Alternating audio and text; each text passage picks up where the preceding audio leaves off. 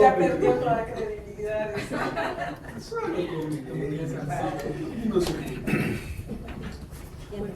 Hay una, hay un, ¿cómo se llama?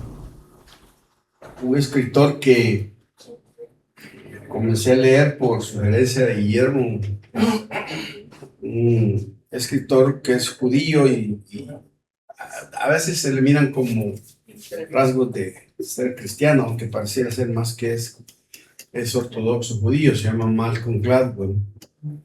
Y él ha escrito varios libros muy interesantes. Y hay ¿cómo se llama? Un libro que se llama ¿cómo se traduciría en español? De los diferentes o los que se salen del molde. Salen del molde. Y él en ese libro escribe varias cosas. Incluso hace una disertación sobre el capítulo de David y Goliat y le da una aproximación bastante interesante con respecto a la lucha entre David y Goliat. Pero una de las cosas es que él establece que las personas que se salen de lo común o se salen de lo ordinario, de las cosas, se debe a que son personas que no es que estén súper dotadas, sino que simple y sencillamente son personas que trabajan mucho porque lo que tienen les apasiona tanto y lo que se les ha dado lo quieren tanto que quieren mejorarlo. Y él establece la regla de las 10.000 horas.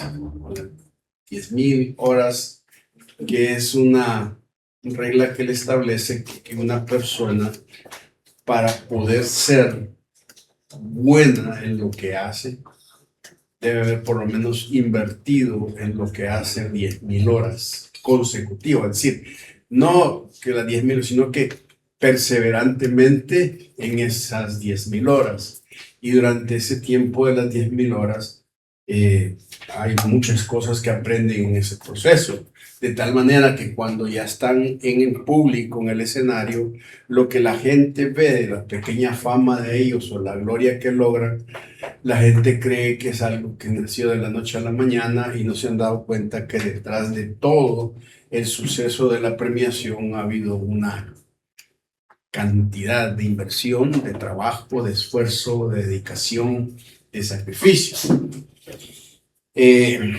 Los atletas olímpicos, cuando se suben al podio y reciben la medalla de oro, una persona, qué sé yo, de triatlón, no ganó la medalla de oro allí, la ganó durante los años y meses que se levantó de madrugada a correr y hacer el ejercicio todos los días, la alimentación, todos los sacrificios que hizo, pero todos nos fijamos más en el suceso que en el proceso que se da. En un libro que escribió Michael Jordan, el libro se llama El secreto de mi éxito, es un libro corto. Él dice que la gente ve que él queda, es decir, que él encestaba y que había quedado muchas veces campeón de encestamiento en el baloncesto, pero lo que la gente no sabía es que él, digamos, los tiros libres, para tirar tiros libres, él decía que para haber encestado seguido varios tiros libres, había perdido más de 20.000 tiros libres, había fallado. Es decir, la gente no mira lo que fallamos en la práctica, nosotros solo vemos las cosas que se dan. Y el problema es que muchas generaciones, sobre todo esta generación, quiere más el suceso antes del proceso. Y estamos muy enfatizados más en el evento que en las cosas que pueden venir. Por ejemplo, la gente cuando se casa está muy entusiasmada y le pone mucha atención al momento del acto de la boda, ¿sí? Pero el matrimonio no es el acto. Ese es solamente el evento, el suceso. El proceso de toda una vida es otra cosa. Y la gente le pone tanto y gasta tanto y hace tantas cosas por ese evento, pero no se da cuenta que eso es pasajero, que lo que viene en realidad del matrimonio es todo un proceso de aprendizaje, de adaptación, de luchas, de situaciones complejas y todo lo demás. Y así vemos, queremos las cosas ya, queremos que nos vean ya, queremos que tengamos éxito, pero no vemos el asunto del proceso. Y lamentablemente, fíjense que Dios no es muy adicto a los sucesos. En realidad, Dios es más adicto a los procesos en la vida de nosotros. Dios no está interesado tanto en que yo haga algo, o que me pase algo, o que demuestre algo, sino que está interesado en que yo sea alguien parecido a Él.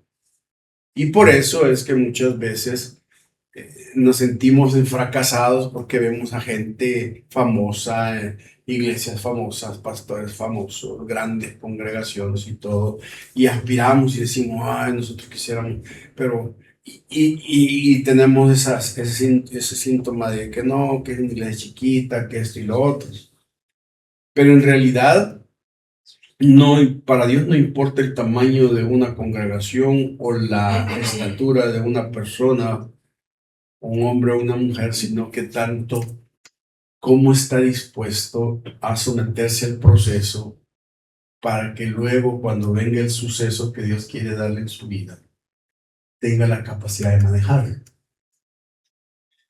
El libro de Eclesiastés dice que Dios le da dinero al rico, pero también le da la capacidad para manejarlo, y que es una insensatez y una vanidad de vanidades tener el recurso y tener el dinero sin la capacidad para poder manejar y no alocarse con ese dinero. Y uno se da cuenta que cuando una persona de repente tiene algo sin pasar por un proceso, generalmente no sabe manejarlo. Ustedes pueden entrar a libros donde habla que la inmensa mayoría de las personas que se ganaron la lotería terminaron mal todas, porque el haber ganado algo de repente tan grande y no tener el carácter para sostenerlo hizo que las personas tuvieran serios problemas. Ahora, el punto es que los procesos de Dios siempre son lentos, pero son seguros y van avanzando.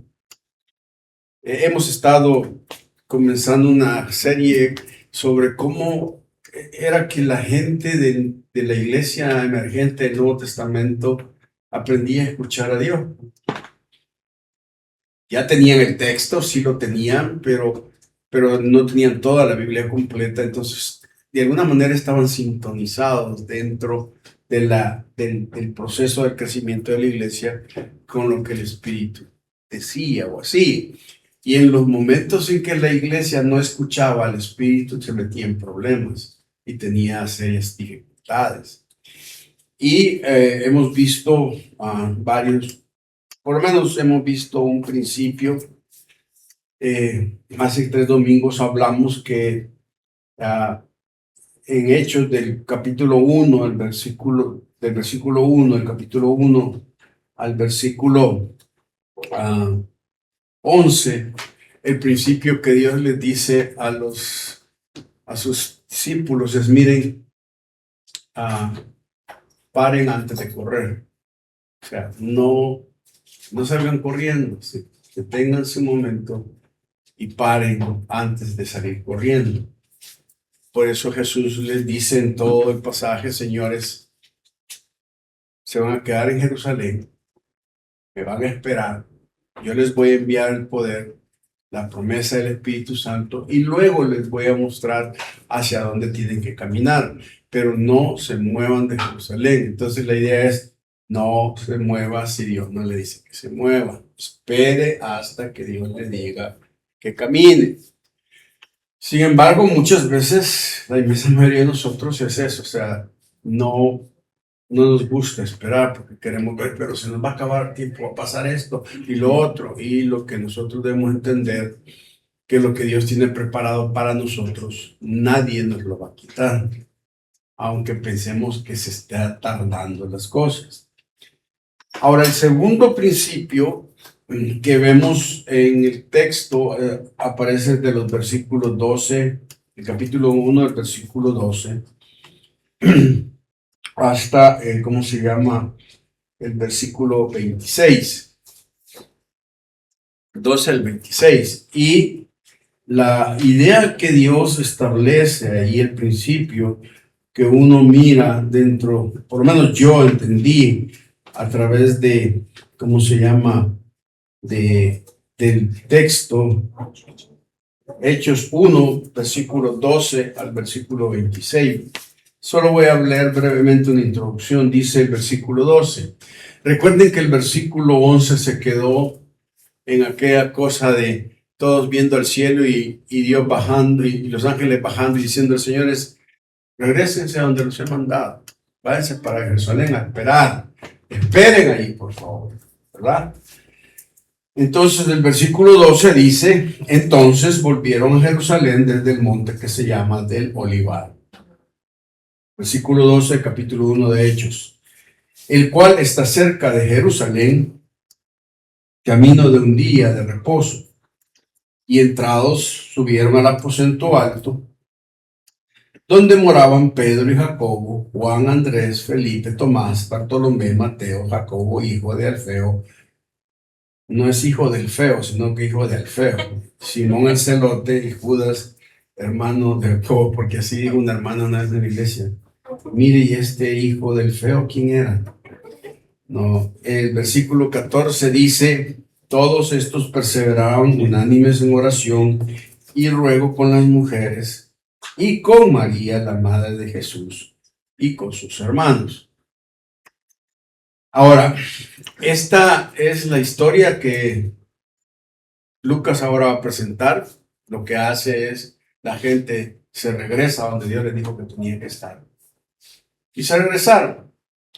Y ustedes pueden ver que ahí están todos los apóstoles, pero también hacen alusión a María y a las mujeres que anduvieron con Jesús. Y también a los hermanos de Jesús. Esta expresión de con sus hermanos, muchos en el catolicismo dicen que se refiere a los hermanos en Cristo, pero se está refiriendo a sus propios hermanos de la carne. Quiere decir que los hermanos de Jesús ya habían empezado a creer en Él, porque recuerdan que hay evidencias en los evangelios que los hermanos no creían en Él. Entonces ya su misma familia espiritual, pero también su misma familia carnal están juntos. ¿Y qué es lo que están haciendo? Es esperando. Es decir, dijeron, bueno, Dios dijo que esperáramos, no nos dio la agenda, no nos dijo nada, vayámonos para donde estábamos antes y empecemos a realizar, esperar qué es lo que Dios va a decirnos. Una de las cosas importantes es que Dios cuando dice que esperemos y que Él va a enviar una promesa o va a hacer algo en nuestras vidas, nunca dice el tiempo. O sea, jamás nos dice cuánto se va a tardar, cuándo va a ser, sino que Él dice, mira, la idea es que esperes, yo lo voy a hacer, confía en mí, pero tenés que tener que esperar y tener paciencia. Y ahí es donde nos trabamos muchas veces, porque a ellos no les habían dicho qué pasaría. Dice que iban a quedarse allí hasta recibir el Espíritu de Dios. Y entonces iban a hacer ciertas cosas, pero jamás les dijo, me voy a tardar tantos días. Ahora, la historia de esto implica que en ese grupo, en el aposento alto, este aposento es, todos los expertos dicen que es el mismo donde tuvieron la Santa Cena, y ahí se habían quedado como grupo, como grupo comunitario. Ellos todavía no tenían el concepto de iglesia, de de la iglesia, que para ellos eran judíos cristianos que estaban entrando en un proceso de transición y que estaban aprendiendo una nueva metodología, una nueva modalidad y una nueva idea de Dios, pero no sabían exactamente hacia dónde se estaban dirigiendo. Pero el texto dice que en ese aposento habían 120 personas y estamos hablando de un grupo pues pequeño en realidad, por el hecho de que habían sido 12, pero ahora era un grupo más. Recuerden que cuando Jesús se va, la narración dice que habían más de 500 discípulos y que habían más discípulos, más cantidad de gente que lo seguía. Pero aquí vemos que no están todos, son un grupo que realmente ha entendido que de alguna manera están bajo promesa de Dios y que tienen que tener esa actitud de esperar lo que Dios está diciendo. Entonces, Dios les dice que tienen que lidiar con varias realidades, porque miren, esperar no necesariamente significa prepararse. Dios les dice, miren, esperen, pero prepárense para recibir.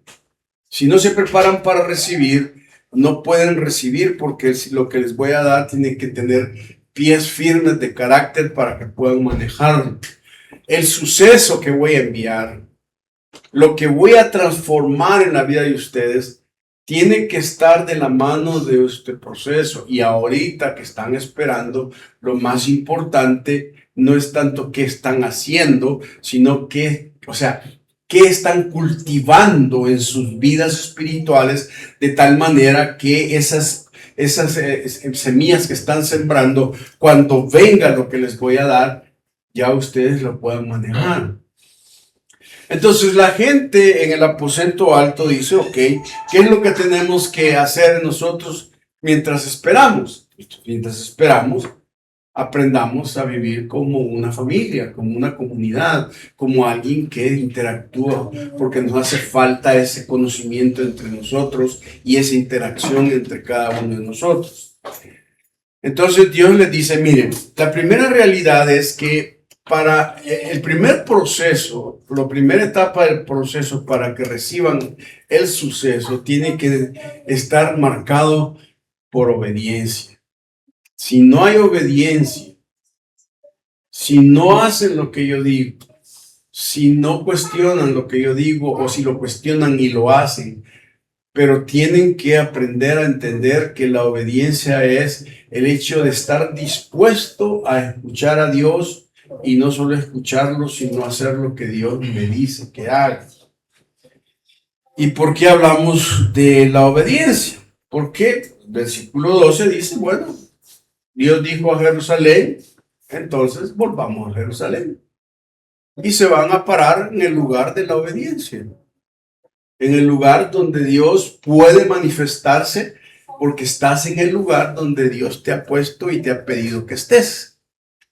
Ahora, aquí viene una pregunta bien importante, porque la pregunta que uno se hace es: el lugar donde yo estoy, el lugar donde estoy, ¿Dios me ha puesto ahí?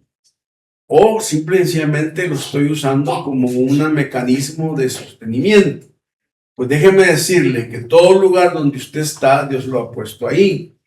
Y si Dios lo ha puesto ahí, es porque está tratando de hacer un proceso en su vida para después darle un suceso que pueda transformar esa preparación que ha ocurrido en ese momento. Dios apartó a Pablo 3 años para que estuviera con él, enseñándole toda la teología, y luego lo sacaron y lo enviaron a las misiones, al trabajo que él tenía que hacer. Entonces, la obediencia tiene que ver con eso. Miren, los hermanos del aposento alto, ellos no hicieron lo que parecía lógico, porque era muy ilógico regresar al lugar donde estaban en peligro, ¿sí? Jerusalén era un lugar peligroso. Tampoco organizaron campañas, no comenzaron ministerios, no buscaron estrategias, Volvieron exactamente al lugar donde Cristo les había dicho que esperaran. Y aquí aparece el primer acto de una iglesia guiada por Dios. Miren, la obediencia siempre procede al poder de Dios. Y Jesús les dice: quédense ahí en esa ciudad. Una de las cosas que me ha estado inquietando en estos meses es que muchas veces Dios nos regresa a los lugares, muchas veces de donde salimos, para recordarnos comenzar un nuevo proceso. Y a veces uno no se da cuenta de que Dios uno puede pensar que estoy retrocediendo, estoy yéndome para atrás, pero es muy posible que Dios esté diciendo: regrese a este lugar donde aprendió a obedecer, porque ahí en ese lugar donde aprendió a obedecer voy a hacer un nuevo proceso para que usted pueda entrar en otra dimensión. Y aquí quiero hacerles un reto. Quiero que recuerden sus primeros años como cristianos, de dónde salieron, cómo fue la obediencia en ese tiempo, cuáles fueron las cosas que Dios les dijo y que las hicieron en un momento determinado, qué caracterizaba su vida en ese momento. Y ahora compárese con este tiempo. ¿Qué caracteriza su vida? ¿Qué cosas de aquellas que eran tan genuinas para usted ahora ya no tienen, son como oír llover, como cosas tan comunes, tan triviales, tantas? ¿Qué cosas son las que realmente Dios quiere como llevarnos y decir: te quiero llevar al lugar de donde saliste? Pero no tanto llevarme geográficamente, sino a tener las experiencias esas, porque voy a empezar un nuevo proceso, porque traigo un suceso en tu vida que tienes que recordar y arreglar. En el libro de Apocalipsis dice que debemos recordar las cosas que hacíamos antes para poder ponerlas en práctica. Y eso es bien interesante, porque les dice: miren, quédense en la ciudad. Ellos no improvisaron, no aceleraron el proceso. Y miren, la primera evidencia que el Espíritu muestra aquí de una iglesia, es decir, la primera evidencia que se ve aquí es que una iglesia no es, ¿cómo se llama? Una iglesia verdaderamente que se mueve espiritualmente no es el entusiasmo, es la obediencia. Porque podemos estarnos entusiasmando con una cosa, con otro, y decir esto y lo otro, pero la pregunta básica es: ¿esto que estamos haciendo, pensando que vamos a hacer, está en obediencia a Dios? ¿O simplemente el entusiasmo nos está guiando a hacer esto?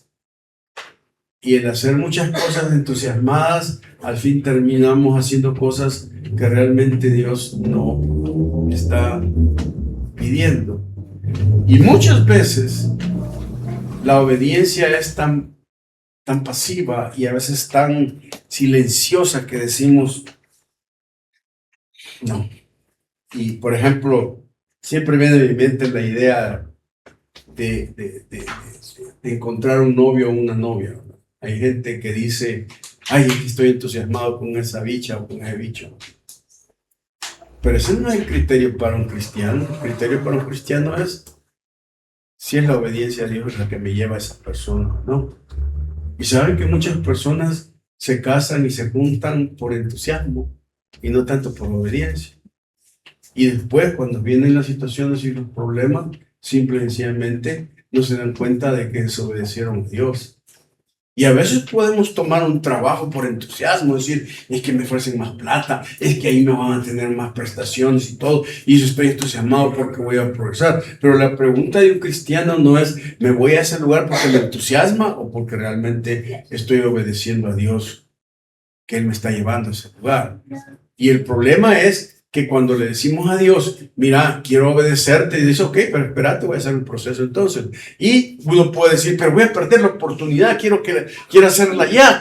Y Dios dice: no puedes perder, porque lo que tengo reservado para tu vida, eso es simplemente nadie te lo quita.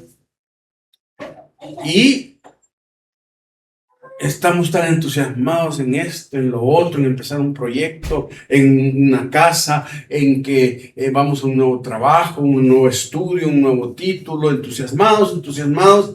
Y la pregunta es, ¿Dios me está llevando a esto o solo es mi propio entusiasmo?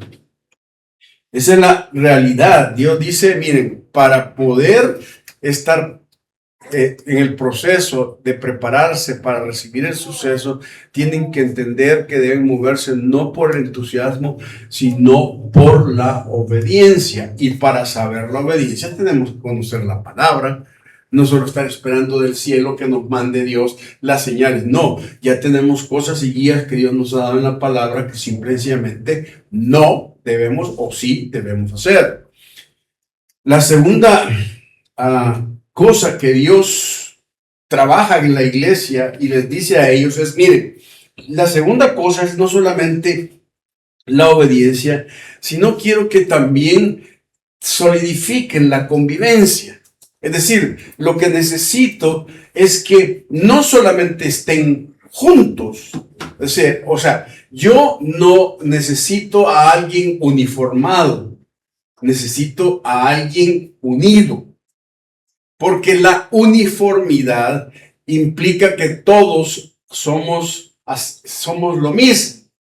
Y por eso ustedes verán que cuando dicen el uniforme de tal colegio, la idea es que identifican a la persona con ese uniforme, con la institución, pero no respetan las identidades y las personalidades de las personas que usan uniforme. Dios no pide que la iglesia sea uniforme. ¿Por qué? Porque el uniforme anula la gracia y los dones que Dios ha dado a cada uno de nosotros como personas. ¿Me entienden? Entonces, querer meter a la iglesia en una sola cosa para que todos se alineen a esa cosa y todos sigan esa cosa, uniformemente es peligroso. ¿Por qué? Porque violentamos la gracia de Dios en nosotros, la multiforme sabiduría de Dios en usted y también el mover del Espíritu. Entonces Dios les dice a ellos, yo no quiero un grupo de personas que sean como un ejército que todos están uniformados y todos piensen igual. Porque hay diferente entre pensar igual a pensar similar. Hay una gran diferencia. ¿Me entiende? Y lo que Dios quiere no es que todos pensemos igual, sino que todos pensemos de manera similar. Entonces, cuando hacemos nuestras doctrinas y credos y estatutos y cosas por el estilo para ponerle a una congregación que así debe ser y le preguntan, ¿usted quién es y qué hace, cómo es cristiano? Yo repita un código que me han impuesto para uniformarme y decir, soy bautista, soy centroamericano, soy pentecostal, soy metodista. ¿Por qué? Porque estos son los credos de los metodistas y a ellos debo someterme. Y si no me someto a ellos, no pertenezco a ese grupo. Eso no puede ser.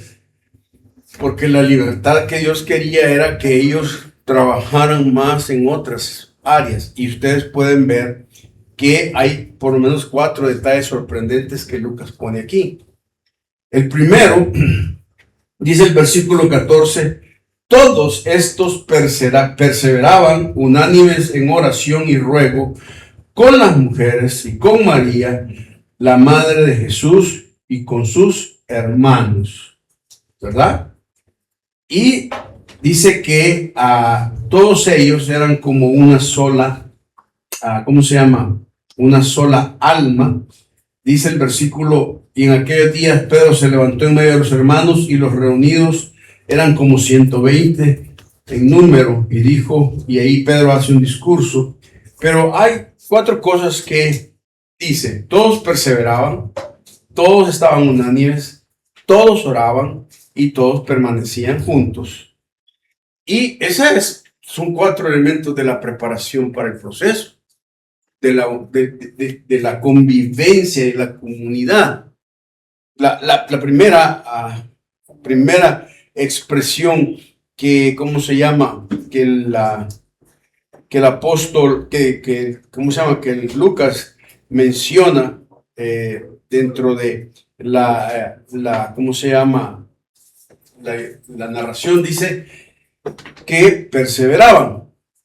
Ahora, la palabra ¿cómo se llama? Que se menciona aquí, que perseveraban, es una palabra muy interesante porque está dividida en dos partes. Una es la palabra pros, que se traduce orientado a, y la palabra cartereo, que implica mantenerse firme, resistir, sostenerse con fortaleza.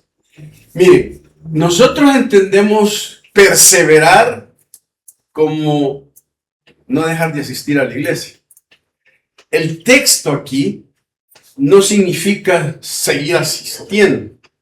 Es decir, describe a alguien que permanece aferrado a una realidad aunque todavía no vea resultados. El perseverar es el agricultor que sigue regando una tierra donde aún no aparece ninguna planta. Es la madre que sigue esperando al hijo pródigo aunque nunca haya recibido una llamada. Es el pastor que continúa predicando aunque la iglesia parezca dormida. La perseverancia bíblica no nace del optimismo, nace de la obediencia. Significa entonces que perseverar tiene que ver con el hecho de mis amados hermanos, de por qué estoy en esta iglesia, orientado hacia qué estoy aquí. Miren, aquí en la iglesia se han ido varias personas. Algunas se han ido porque van a otros lugares donde Dios dice que los ha llevado, otros se han ido enojados, otros se han ido resentidos, y eso así pasa, y eso pasa siempre en todas las iglesias. Pero la pregunta que yo me hago es, ¿por qué simple y sencillamente yo tomo una decisión de perseverar en algún lugar porque estoy orientado hacia ese lugar, porque Dios me tiene orientado hacia ese pensamiento y hacia esa congregación? Y es interesante que mucha gente escoge ir a una iglesia por criterios humanos. Yo leía la historia de la división del reino entre Roboam y Jeroboam, y que Dios le dice a Roboam, el profeta le dice, decirle a Roboam que le voy a dar 12, le voy a dar 10 tribus, y a Jeroboam le van a quedar 2, y van a estar separados. Y Roboam viene y estando allá dice, no hombre, dice, pero la gente siempre va a la iglesia de allá, ¿va? Entonces hagamos una cosa, pues facilitémosle a la gente para que no vaya hasta allá, pongámosle una iglesia cerquita aquí. Entonces la gente no tiene que viajar hasta allá porque aquí está la iglesia cerquita. Y entonces vienen y Jeroboam levanta todo un culto similar al que Dios había establecido. Pone sus sacrificios, pone sus propios sacerdotes, pone su propio día de expiación, pone sus propias fechas y pone todo, y le dice a todo el pueblo, miren, ¿para qué van a invertir ese hasta allá? Si aquí tienen una iglesia cerquita y pueden estar bien aquí, y aquí pueden estar tranquilos. Sí, pero esa iglesia que él levantó es una iglesia falsa. Ahora, no estoy diciendo que los que tienen una edición son una iglesia falsa. Lo que estoy diciendo es que el enemigo es tan sutil que lo que hace es el perseverar te lo cambia, no tanto porque estés orientado hacia una visión de seguir a Jesús, sino porque simple y sencillamente me conviene y ahora tengo una iglesia más cerquita y me quedo aquí, pues. Pero nosotros no somos de los que vamos a la iglesia porque nos queda cerca o porque me gusta y me agrada. Vamos a la iglesia porque entiendo que Dios me ha llevado a ese lugar. Y el día que Dios dice, mira, andate, gloria a Dios, va con la bendición de todos nosotros. Pero el punto básico es que les dice a ellos que todos ellos estaban por una orientación hacia algo. La segunda palabra que dice es que estaban unánimes. Y esa palabra unánime es interesante porque tiene que ver con la expresión de que todos tenían un mismo ánimo, una pasión, un impulso interior. No significa pensar exactamente igual, ¿Saben qué significa estar unánimes? Significa avanzar con el mismo corazón. Y eso es bien importante, porque una orquesta no produce belleza porque todos toquen la misma nota. Produce belleza porque instrumentos diferentes siguen la misma partitura, y esa es la unanimidad de la iglesia. Es como una orquesta que cada quien toca su instrumento con su estilo y con su belleza, pero siguen la misma partitura. Y la partitura no es una visión humana, la partitura la ha dado Jesús. Seguimos a Jesús, nos parecemos a Él, debemos vivir como Él nos muestra ciertas cosas de su vida. Y entonces tenemos personalidades distintas, historias distintas, edades distintas, heridas distintas, pero un solo corazón. Hay muchas iglesias que tienen uniformidad, y pocas tienen unanimidad. La uniformidad elimina diferencias, la unanimidad armoniza. Y eso es bien importante. La tercera cosa que dice es que oraban. Miren, esto de la palabra oraban no es que porque están en el aposento alto están orando, sino que la palabra implica que ellos tenían un estilo de vida de oración.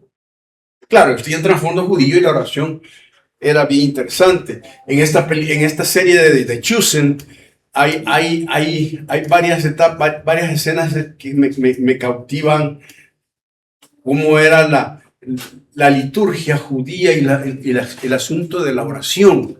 Me encanta porque hay escenas en las cuales están en la campiña y dicen todos, vamos a acostarnos, vamos a dormir, y antes de dormir comienzan a adorar, a decirle a Dios gracias por el día y empiezan a darle gracias a Dios todos juntos como grupo, y luego se van. Cuando se levantan hacen unas oraciones interesantes. O sea, la idea es que esta gente estaba tan enamorada de Dios que quería estar comunicando y hablando con Dios cada vez que se desarrollaba una actividad, pero ahora lo iban a tener que hacer en comunidad, cosa que casi no lo habían podido lograr, porque ahora el grupo estaba ahí.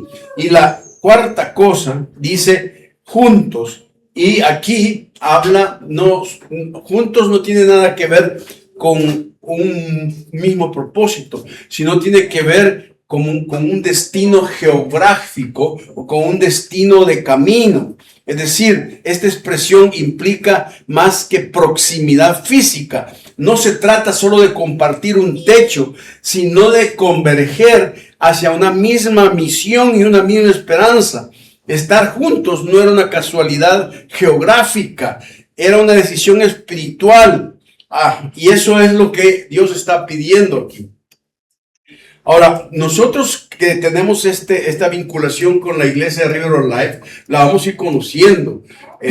Vamos a tener eventos y probablemente en algunas oportunidades estaremos conectados con ellos aquí en el culto para que nos muestren cómo es la iglesia, qué es lo que hacen, cuál es su visión, para que entendamos que no es alguien que somos una subsidiaria que nos está mandando dinero, sino que estamos participando de una visión conjunta que tiene que ver con 3 puntos básicos. Número 1, el evangelismo. Número 2, los grupos celulares. Y 3, el seguimiento de Jesús a través de escuchar la voz del Espíritu. Esos son sus 3 valores principales. Y esas son las cosas que nos identificaron con nosotros. Entonces tenemos que empezar a entender que es importante eso. Recuerden que la palabra dice que el Espíritu vino antes. Es decir, el Espíritu no vino porque no dice vino el Espíritu y entonces fueron unidos, ¿sí? Sino que dice que estaban obedientes, perseveraban, estaban aprendiendo a convivir, luego oraron, entonces descendió el Espíritu. Porque miren, hay muchas personas como iglesia que esperan que haya un evento grandioso, glorioso de la presencia de Dios que nos toque a todos para que mejoren nuestras relaciones espirituales. Eso no es así. El Espíritu no viene para producir en nosotros lo que nosotros tenemos que producir por obediencia a Dios. Entonces, cuando nosotros desarrollamos esas actitudes que el Espíritu está mostrando a través de Lucas, entonces uno se da cuenta que el Espíritu de Dios viene sobre la vida de ellos para mostrarles lo que tienen que hacer. Así es que el lugar de la obediencia, el lugar de la convivencia, que es bien importante, que cómo se llama. Y la tercera cosa, con esto voy a terminar, es la dependencia. Sí, la dependencia y la paciencia. Porque noten ustedes, versículo 15. En aquellos días Pedro se levantó de en medio de los hermanos y los reunidos eran como 120 y dijo: varones hermanos, era necesario que se cumpliese la escritura en que el Espíritu Santo habló antes por boca de David acerca de Judas, que fue guía de los que prendieron a Jesús y era contado con nosotros y tenía parte en este ministerio. Este pues, con el salario de su iniquidad, adquirió un campo y cayendo de cabeza se reventó por la mitad y todas sus entrañas se derramaron. Y fue notorio a todos los habitantes de Jerusalén, de tal manera que aquel campo se llama en su propia lengua Aceldama, que quiere decir campo de sangre, porque está escrito en el libro de los Salmos: sea hecha desierta su habitación y no haya quien more en ella y tome otro su oficio. Es necesario pues que de estos hombres que han estado juntos con nosotros todo el tiempo que el Señor Jesús entraba y salía entre nosotros, comenzando desde el bautismo de Juan hasta el día en que entre nosotros fue recibido arriba, uno sea hecho testigo con nosotros de su resurrección. Y señalaron a dos: a José llamado Barsabás, que tenía por su nombre Justo, y a Matías, y orando dijeron: tú, Señor, conoce los corazones de todos, muestra cuál de estos dos has escogido, para que tome la parte de este ministerio apostolado de que cayó Judas por transgresión, para irse a su propio lugar. Y les echaron suertes, y la suerte cayó sobre Matías, y fue contado con los 11 apóstoles. Este pasaje es interesante porque hay tres cosas importantes que debemos entender aquí: cómo esta iglesia depende realmente de la voz de Dios. La primera que uno mira aquí es su dependencia ante las tragedias que tuvieron como iglesia, ante las cosas negativas y las cosas malas que le pasaron. Ellos toman una actitud, y Pedro toma una actitud de liderazgo aquí. Es decir, fíjense, deben entender esto. Cuando nosotros leemos este pasaje, que Pedro se levanta y empieza a hablar de Judas, yo no puedo imaginarme a Pedro hablando de Judas con odio y rencor, o con una situación de desaprobación, de condenación. No lo puedo ver así. Es más, yo puedo ver a Pedro aquí triste y muy dolido, porque él dice: él estaba entre nosotros. Judas vivió con ellos 3 años. Fueron amigos, compartieron comida, hicieron milagros juntos, anduvieron en el mismo ministerio, hicieron un montón de cosas. O sea, hasta el último momento los discípulos, solo Pedro y Juan, supieron que Judas era el traidor. Cuando Pedro se levanta y habla de lo que le pasa a Judas, yo pienso que Pedro está compungido diciendo: el brother cayó en transgresión, él se apartó, era de nosotros, hizo cosas que simple y sencillamente nos dañaron. Y note que no solamente eso era lo que estaba pasando, sino que el hecho de que Judas traicionara a Jesús y hiciera todo lo que hizo fue una noticia notoria en toda la sociedad de Jerusalén. La gente se dio cuenta de que uno de ellos había sido traidor al grupo, que había sido fiel a Jesús. Era una noticia en toda Jerusalén, le habían pagado, lo habían sobornado. La gente se dio cuenta de ese mal testimonio, y Pedro tiene que tocar esa cosa, porque la gente en su interior, si no sana esa situación de amargura o de resentimiento o de cuestionamiento o de juicio para Judas, entonces simple y sencillamente la iglesia no podía estar preparada para recibir eso. Entonces Pedro tiene que hacer algo. Dice que se pone de pie y empieza a hablar de Judas. Añádale que no solamente no tendría un corazón de condenación, sino que también está hablando de un hermano o de un que se llama miembro, que no era hermano en realidad, pero era un miembro de la iglesia, porque hay miembros que no son hermanos y hay miembros que son Judas, pues.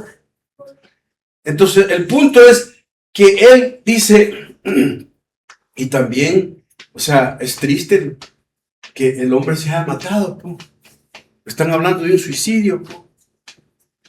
Y el suicidio fue tan dramático que cuando se colgó y se ahorcó, se reventaron, es decir, la fuerza de permanecer cuando se cayó, se le abrió el estómago y se le derramaron todas las entrañas. Po. O sea, la muerte de Judas fue horrible. Entonces, ¿cómo maneja la iglesia eso? ¿Qué es lo que hace una iglesia espiritual cuando ve que una persona la ha dañado, ha hecho cosas con esas? Pues lo que Pedro hace es, vuelve a las escrituras. Y él se para y dice, miren hermanos, no se preocupen. Lo de Judas fue triste, traicionó a nuestro maestro, se mató y se suicidó. Pero él cita 2 salmos y dice, pero eso estaba controlado por Dios, era la soberanía de Dios haciendo un proyecto, porque esto se hizo para que se cumpliese la escritura que Dios había establecido. No explicamos el suicidio desde el punto de vista si se condenó o se mató y que si una persona que se mata se va al infierno aún siendo cristiana. No hablamos de las cosas que nos han pasado, que nos han dañado como iglesia desde la perspectiva de una crítica o diciendo esto y lo otro y aquello.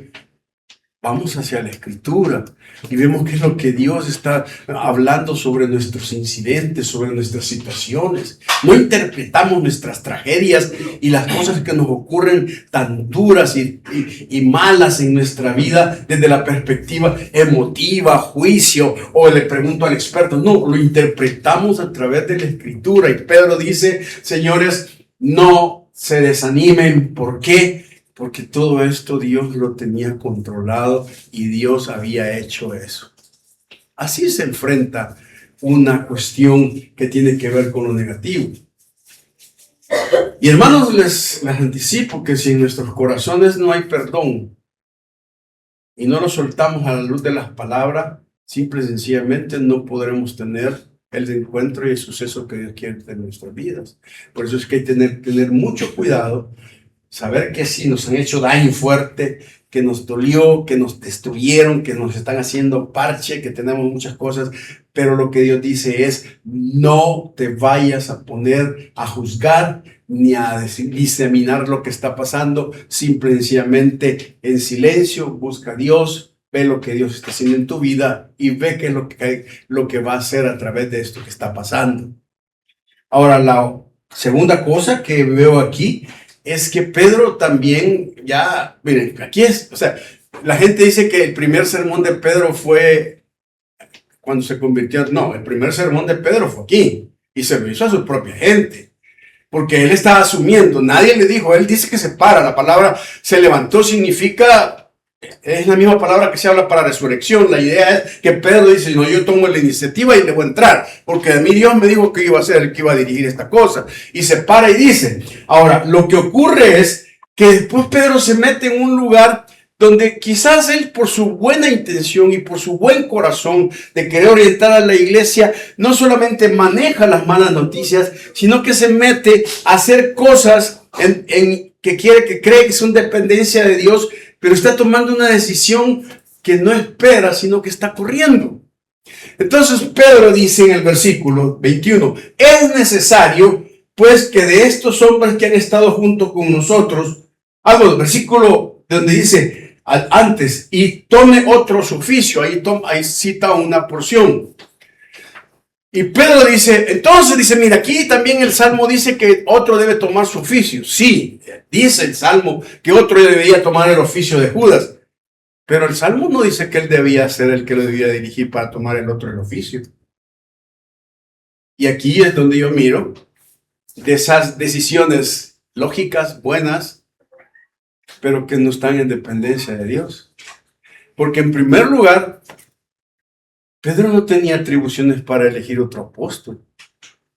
Jesús había pasado 40 días con él y 40 días con ellos. En 40 días Jesús pudo haber constituido otro apóstol o no. O sea, Jesús pudo haber dicho, falta uno, falta un puesto. Entonces en estos 40 días yo elijo otro apóstol y lo pongo. Pero Jesús no hace eso. Ni tampoco da directrices a la iglesia y le dice, miren, cuando ya no esté, eligen a otro porque necesitan completar el número de puestos. No hay una instrucción de eso. Entonces Pedro viene y dice, no, es que miren, son 12 apóstoles y habemos 11. Hay un espacio, entonces hay alguien que tiene que meter un currículum porque hay una plaza vacante. Entonces, como plaza vacante tenemos que meterla. ¿Por qué? Porque son 12. Sí, son 12, pero Jesús jamás dijo que ellos tenían que llenar la plaza. ¿Sí? Entonces, miren lo que hace Pedro. Pedro viene y dice, ok, vamos a ser muy espirituales y a elegir. Y entonces Pedro hace una mezcolanza de humanismo, Antiguo Testamento y Nuevo Testamento. Y hace una mezcolanza tan interesante que primero dice en el versículo, es necesario que de estos hombres que han estado juntos con todos nosotros todo el tiempo, y dice, y pone dos requisitos, que han estado con ellos desde el principio y dos que han sido testigos de la resurrección. Y la pregunta que se hace es, ¿y de dónde sacó ese perfil Pedro? O sea, ¿quién le dijo a él que esos eran los requisitos para elegir al que iba a seguir siendo? Yo no encuentro que dice, Jesús me dijo que era. No, él dice no. Miren, lo práctico aquí es, sea alguien que haya empezado desde el principio y dos, que haya sido testigo de la resurrección. Y a eso lo vamos a elegir. Y oiga lo que hace. Y dice el versículo 23, y señalaron a dos, a José, llamado Barsabás, que tenía por sobrenombre Justo, y a Matías. Versículo 24, y orando dijeron, tú Señor que conoces los corazones de todos, muestra cuál de estos dos ha escogido. Encuentra el error teológico ahí, hermanos, en esos dos versículos. Encuentra el error teológico. Vean la Biblia, hermanos, no me miren a mí. Encuentren el error teológico ahí en esos dos versículos. ¿Perdón? Que los hombres lo señaló, pero le pide a Dios que dirija sobre eso lo que señaló.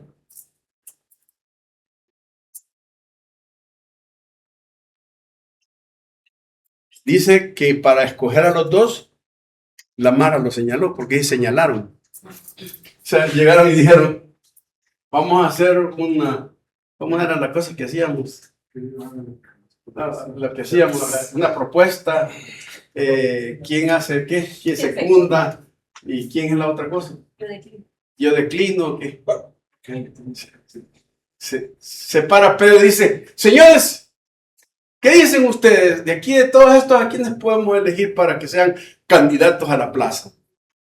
Y entonces todos dijeron, los que eran cheros de Matías, y lo mandaron. Y el otro, Justo, este también, hasta el nombre Justo, pongámoslo, pero este sí es justo, pues no como otro. Pero entonces, Justo, y lo ponen, ¿sí? ¿Y dónde está la oración ahí? Po? ¿Dónde está que se parara Pedro y le dijera a toda la gente, Padre, Espíritu Santo, señálanos a dos hombres aquí para que puedan ser candidatos? No, ahí no hay.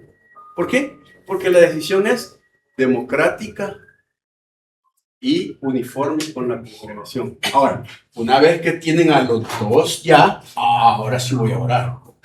¿Sí? Ahora sí voy a orar porque voy a decir, bueno, ahora oremos. Padre, dice el versículo, tú, Señor, que conoces los corazones de todos, muestra cuál de estos dos has escogido para que tome parte de este ministerio apostolado y echaron suertes. Ya están usando el Antiguo Testamento, que cayó sobre Matías y fue contado con los 11 apóstoles. Ahora, piensen en esto, miren, solo piensen en esto. Yo he estado en congregaciones en donde los ancianos los eligen por vía de voto, ¿sí? Y en muchas congregaciones así es. He estado en congregaciones donde cada año la iglesia debe votar por si el pastor sigue o no. Y si el pastor gana 50+1 se queda, si no se va. Y yo he tenido pastores que me han dicho, fíjate que en la congregación hicimos esta para ¿cómo se le dice la palabra? Sí, la asamblea, pero es la ratificación. La ratificación de mi ministerio y salió que el 60% quiere que me quede y el 40% quiere que me vaya. Y le dije, andate, man. O sea, eso no tiene nada que ver con que, ay, sí, porque el 70% dice que me quede, entonces Dios dice que me quede. No. Eso no tiene nada que ver con eso. La democracia no tiene nada que ver con el cristianismo, ni la elección por votos. Aquí no se da cuenta. Y observen esto, porque yo me imagino que cuando pasaron a Matías y a Justo, todos dijeron, o sea, dentro de ellos, qué tremenda bendición. O sea, decir, híjole, vamos a ser parte de los 12 apóstoles. Sí, y luego dicen, vaya, vamos a orar. Pero luego después de orar dicen, entonces, ¿qué sistema utilizamos? Dice, pues el único que sabemos, el Antiguo Testamento, echar suertes, y donde cae la suerte, entonces es que Dios está eligiendo a ese.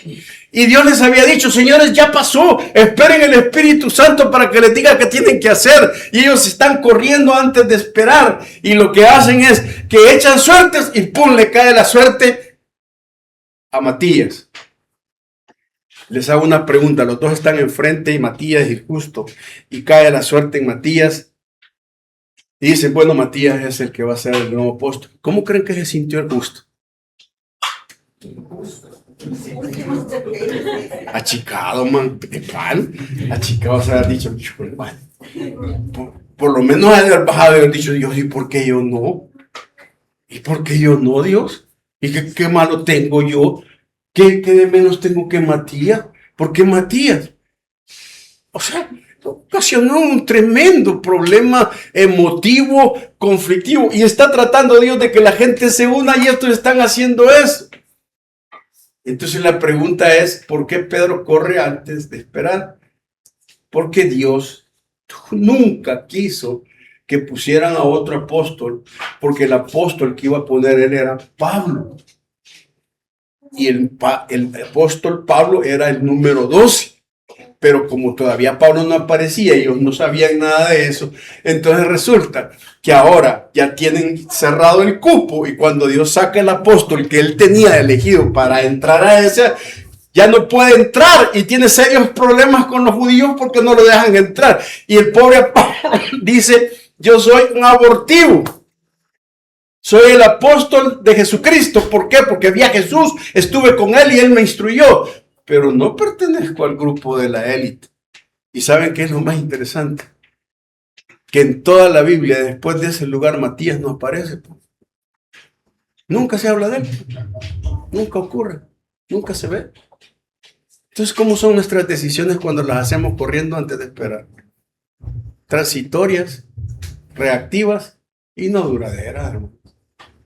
Por eso hay que tener mucho cuidado con las buenas intenciones y también mucho cuidado con manipular la escritura, fíjense. Porque aquí están usando la palabra.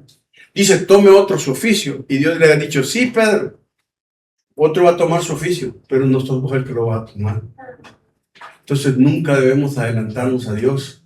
Y por eso es tan importante la dependencia de Dios, hermanos.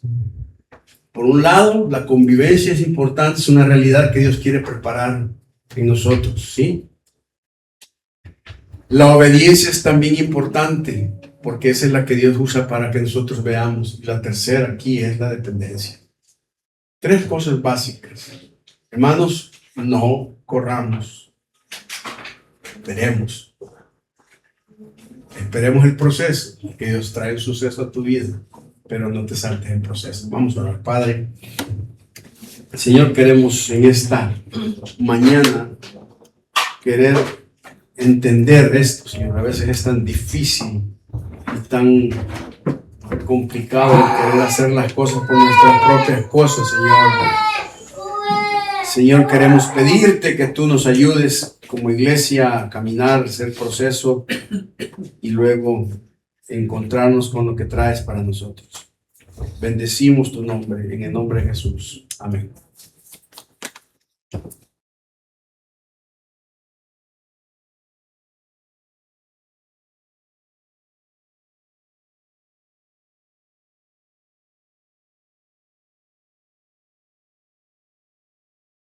En medio de nuestras ofrendas.